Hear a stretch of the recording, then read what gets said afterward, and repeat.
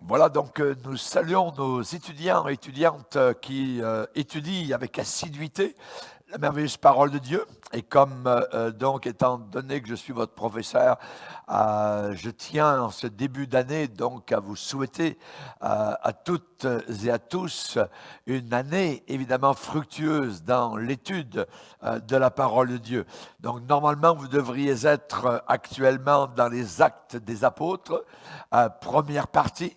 Cela, évidemment, est des plus intéressants. Il y a beaucoup de rebondissements, donc, au travers des Actes des Apôtres. Et je bénis le Seigneur, donc, pour ce cours biblique.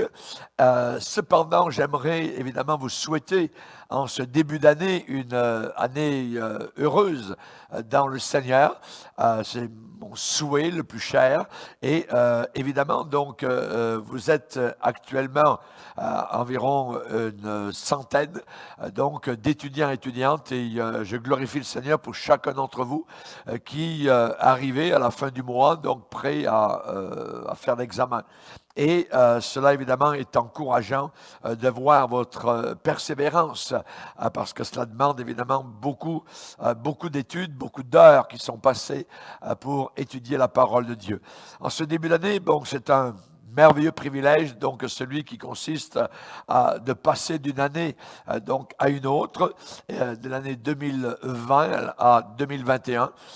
Combien de personnes sont mortes durant l'année qui vient de s'achever et on sait que pour ces gens-là, leur course terrestre a été interrompue, soit de façon naturelle, soit de manière tragique, et les projets que ces personnes avaient dans leur cœur sont actuellement totalement inutiles.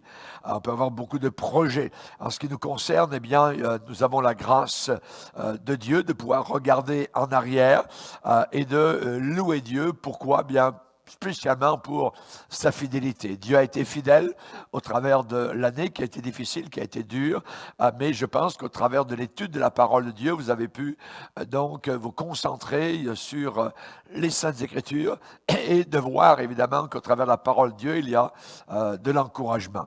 Alors la Bible dit que il y a beaucoup de projets dans le cœur de l'homme et en ce début d'année 2021, donc j'imagine qu'il y a certains projets que vous avez dans votre cœur par rapport à ce que vous aimeriez faire durant cette année.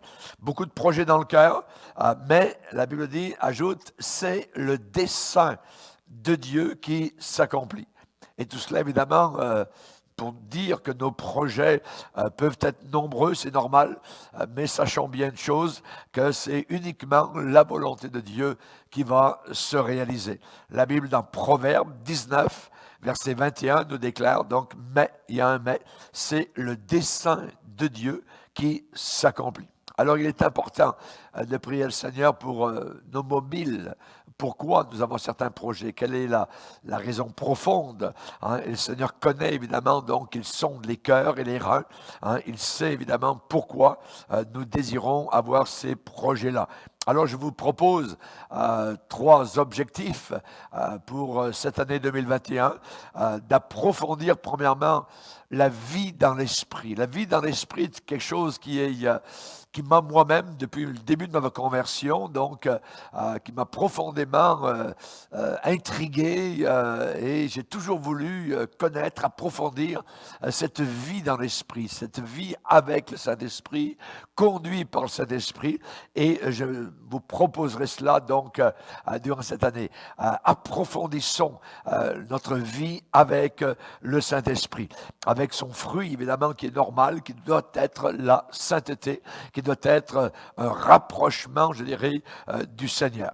Un deuxième que je vous propose comme projet, c'est une communion fraternelle, donc avec les différents membres de la famille de Dieu que vous avez, que vous côtoyez ici et là, que ce soit ici au Canada, que ce soit en Amérique, en Europe ou en Afrique ou ailleurs dans le monde. On a des étudiants jusqu'en Nouvelle-Calédonie.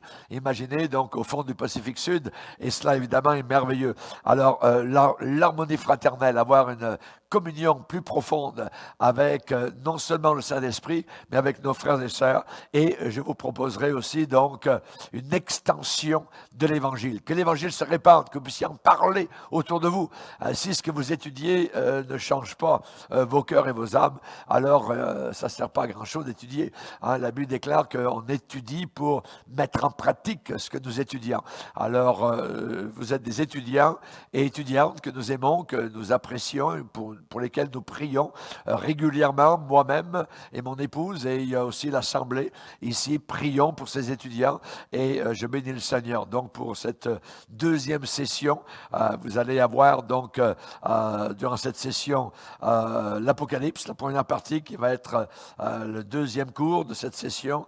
Ensuite, on est en train de préparer un autre cours sur la Bible, l'importance de la parole de Dieu. Et vous aurez 2 autres cours, donc pour finir à la fin du mois de mai, avec le Pentateuque et la vie de David. Donc, c'est des choses très intéressantes et ma prière est que Dieu continue à vous garder. Avant de vous quitter, j'aimerais particulièrement vous laisser un petit mot avec ma propre épouse, ma chère épouse, ma compagne de combat au travers donc, de ces années. Ça fait 45 ans que nous cheminons ensemble, que nous luttons ensemble. Et en ce début d'année, donc 2021, j'aimerais lui laisser la parole pour vous saluer. Alors, chérie, c'est ton tour. Donc, la plupart d'entre vous ne me connaissaient pas. Donc, je me présente, je m'appelle André et je suis effectivement l'épouse de votre directeur d'école biblique. Je peux vous dire à son sujet qu'il est très consciencieux. Et si de votre part, vous travaillez beaucoup, je peux vous assurer qu'il peut être un modèle pour vous parce qu'il travaille autant que vous à produire ces cours et à vous les offrir. Donc, je veux féliciter ceux et celles qui ont persévéré depuis quelques mois dans cet engagement, dans cette discipline journalière qui demande des efforts. Vous avez fait ce choix de vous imposer ce travail qui est l'étude de la Bible. N'est-ce pas merveilleux comme objectif? Vous avez fait un très bon choix et cela vous conduira certainement quelque part. Au début, nous avions plus de 170 inscriptions, donc plusieurs à la ligne de départ. Et maintenant, en allant un peu plus loin au travers des mois, nous sommes rendus à 95 étudiants, donc qui tiennent le coup au travers des difficultés. Peut-être ceux qui ont lâché ont pensé que les choses seraient plus faciles et moins exigeantes. Mais vous savez, de se plonger dans les Écritures, de vouloir aller plus loin avec le Seigneur, ça demande des efforts et il faut aussi que ce soit une priorité. Dieu utilise des personnes qui sont résolues et qui sont persévérantes. Ce sont des qualités essentielles pour le servir et peut-être pour vous qui commencez ces cours, vous dites où cela me conduira. Ça, c'est l'affaire de Dieu. Votre affaire en ce moment, c'est de vous approfondir dans les Écritures et certainement que Dieu a un chemin pour vous. Dieu utilise des personnes avec certaines qualités essentielles pour le servir, des personnes qui sont acharnées, qui ne lâchent pas juste devant un seul obstacle, mais au contraire qui les surmontent. Ça prend des gens qui ont de l'endurance. Votre fidélité est précieuse aux yeux du Seigneur, puisque la Bible dit qui peut trouver un homme fidèle, fidèle à le chercher. Ce que vous apprendrez dans l'étude des cours bibliques vous enracinera premièrement dans votre vie spirituelle et dans la saine doctrine. Vous serez difficilement ébranlé parce que on est rendu inébranlable quand les racines de la parole sont profondes en nous. qui aujourd'hui est mise en échec malheureusement par l'apostasie généralisée autour de nous. Nous avons besoin d'affermir nos cœurs, d'affermir aussi nos connaissances. La connaissance des Écritures vous rendront capables de réfuter les hérésies, et elles donnent une raison saine, c'est-à-dire une raison équilibrée.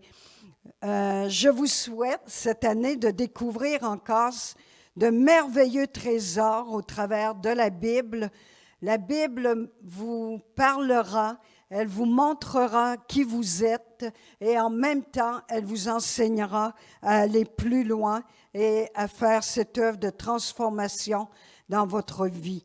Au travers de la Bible, nous pouvons acquérir une croissance et une maturité qui ne peut que faire notre bien-être.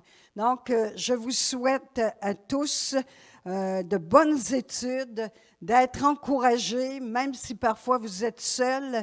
Sachez qu'ici, mon mari et moi-même regardons vos notes et c'est avec un grand plaisir lorsque nous voyons votre consécration et nous voyons votre détermination. Cela réjouit nos cœurs.